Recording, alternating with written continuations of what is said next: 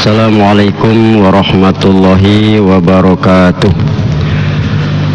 A'udzu billahi minasyaitonir rajim. Bismillahirrahmanirrahim. Hamdan wa syukran lillah, wassalatu wassalamu ala rasulillah man la nabiyya ba'dah. Allahumma salli ala Muhammad wa ala alihi wa ashabihi ajma'in. Amma ba'du, Bapak Ibu, orang-orang tua saya yang saya muliakan, hadirin dan hadirat yang berbahagia dan yang dirahmati Allah, itu juga para pendengar kaum muslimin dan muslimat dimanapun berada. Puji dan syukur marilah senantiasa kita panjatkan ke hadirat Allah Subhanahu wa ta'ala, serta salawat dan salam kepada junjungan kita Nabi besar Muhammad sallallahu alaihi wasallam yang sangatlah kita harapkan syafaat beliau di yaumil akhirah. Pada pagi hari ini masalah hadis, kita coba menyampaikan satu hadis Rasulullah yang diriwayatkan oleh Imam Muslim dan Ahmad, ya, dari Abi Malik Al-Asy'ari tentang perbuatan jahiliyah yang kadang masih dilakukan oleh umat Nabi Muhammad. Di dalam hadis tersebut diungkapkan, an Abi Malik Al-Asy'ari qala Nabi sallallahu alaihi wasallam, arba'u fi ummati min amril jahiliyati la yatrukuhunna. Artinya ada 4 pada umatku itu, kata Rasulullah, dari amrul jahiliyah, dari urusan-urusan atau perbuatan orang jahiliyah itu, la yatrukuhunna, yang mereka tidak meninggalkannya, ya. Jadi ada 4 perbuatan ataupun urusan yang dilakukan oleh jahiliyah yang ada masih sebagian orang dulu di masa Rasul, bahkan kita ini pun ya masih ada melakukan dan tidak meninggalkan itu. Yang pertama ialah al-fakhru fil ahsab, ya. Fakhru itu artinya membanggakan. Ahsab adalah berasal dari keturunan mulia. Jadi membanggakan bapak-bapak, kakek-kakeknya dulu yang hebat-hebat, itu aja dibanggakannya sekarang, sementara dia tidak seperti mereka. Itu perbuatan jahiliyah itu, ya. Kami dulu, ya, atuk kami itu pahlawan, ya. Ya, uak kami dulu tuh apa misalnya, ya, unyang kami dulu tuh, wah, itu ulama besar. Ini nggak perlu, itu sifat jahiliyah. Walaupun mereka mulia, yang mulia itu mereka. Sekarang kita masalahnya, ya, kita sebagai manusia pribadi dari keturunan mereka, ya, bukan sekedar bangga saja, tapi pada dasarnya bahwa kita sendirilah meletakkan dasar kebaikan dalam diri kita itu. Kan bikin malu, ya, kita membanggakan yang mulia-mulia, yang baik-baik dulu, ya, berasal dari bapak kita, nenek, kakek kita ke atas. Tapi ternyata kita sendiri tidak ada pun karya yang bisa ditunjukkan sebagai pribadi yang mulia. Maka perbuatan itu adalah perbuatan jahiliyah, ya. Orang jahiliyah suka dulu begitu. Oh, ya, kami ini suku yang dulu, ya, atuk kami itu orang pemberani, orang yang dermawan, terpandang, kaya raya. Nah, itu tidak perlu. Kalau itu dilakukan berarti dia masih melakukan perbuatan jahiliyah. Itu yang pertama. Yang kedua, watta'nu fil ansab, ya, yakni mencela keturunan. Itu juga perbuatan jahiliyah, ya. Makanya Rasul menegur Abu Zar Al-Ghifari, ya, ketika terpijak bajunya sedikit, dia tersentak begitu, ya, maka dia mengatakan, kebetulannya mijak itu Bilal, dasar bekas budak hitam. Langsung dikatakan Rasul, ternyata pada dirimu masih ada sifat jahiliyah, ya, kata Rasulullah. Nah, kita tidak boleh, ya, karena pada dasarnya pribadi orang itu belum tentu sama seperti ayah bapaknya yang mungkin kurang bagus. Termasuk juga kita menuding anak maling itu, dasar keturunan maling, itu tidak boleh. Karena di sini yang dipandang adalah ketaatan. Kalau dia taat, ya pribadi dia yang bagus, dia hebat, malah bisa lain dari orang tuanya, mungkin kakeknya dulu, apalah kita bilang, mau penjahat, mau apa kita bilang, pada dasar kita tidak dibenarkan untuk itu. Jadi mencela nasab itu termasuk perbuatan jahiliyah, ya. Karena sekali lagi bahwa pribadi-pribadi yang ada itu yang menentukan sikap hidupnya ya kita sendiri. Kita beradab, kita berilmu, kita berbuat, kita beramal. Penilaian khusus ada pada diri kita. Ya, kalau pendahulu kita tidak benar, itu urusan pribadi dia, bukan urusan pribadi kita. Dan kita sebagai masyarakat harus objektif dalam menilai. Ya, bapak tidak bagus, anak bagus, ya nilai baiknya anak itu, pandang kebaikan diri pribadinya. Dan kita tidak bisa ya menuding-nuding seperti itu. Kalaupun anaknya mungkin sama bapaknya, juga tidak dibenarkan kita untuk menuding seperti itu juga. Belum tentu ke depan ini bagaimana dia.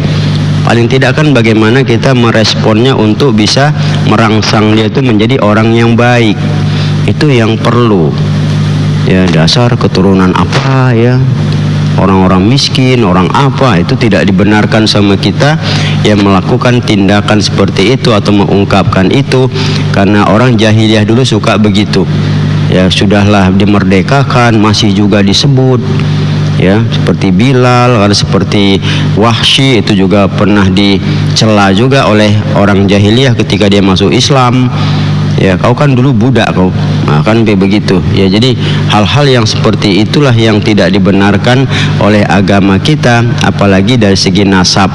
Karena nasabnya ke bawah belum tentu sama seperti dia. Kurun waktu itu pasti berubah, ya. Berubah ke bawah itu. Maka perubahan itu yang harus kita pandang secara objektif. Maka yang baik-baik, yang benar-benar itu, itulah yang harus dilihat pada pribadi-pribadi seseorang. Ya, kalau nasab keturunannya itu, ya apapun dia, mau miskin, mau jahat, mau apa, ya itu adalah ya masa lalu yang memang tidak bisa lagi dirubah. Tapi pada dasarnya kita harus lebih ya baik memandang ke depannya. Nah, kemudian yang ketiga, wal istisqa'u bin nujum. Perbuatan jahiliyah adalah minta hujan dengan cara nujum. Ya, terserah dengan apa ya. Jadi minta hujan tuh macam-macam ya. Kalau orang Indian kita bilang ya dia menari, dia apa macam-macam lah dia bikin.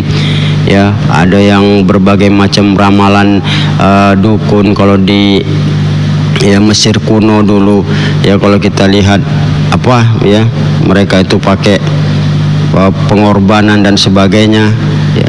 Ini kan sudah nggak benar kalau melihat minta hujan tuh memakai jasa-jasa seperti itu ya. Ini tidak dibenarkan bagi kita, perbuatan jahiliyah. Karena jahiliyah dulu juga begitu ya, dia meramal sesuatu kemudian dipastikan. Nah, itu yang tidak boleh dia.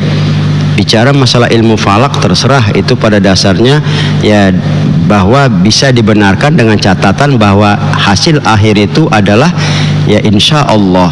Nah, itu yang perlu. Makanya kalau di Timur Tengah rata-rata meramal, kalau kita bilang memperkirakan cuaca, ini diperkirakan insya Allah akan hujan.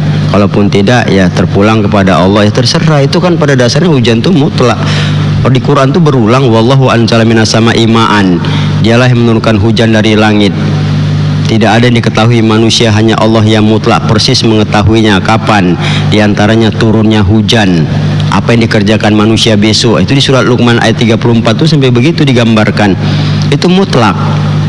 Kita hanya silahkan mengkaji ilmu dengan gejala-gejala yang ada. Makanya perakiraan cuaca itu dibenarkan karena dia memang tidak memastikan.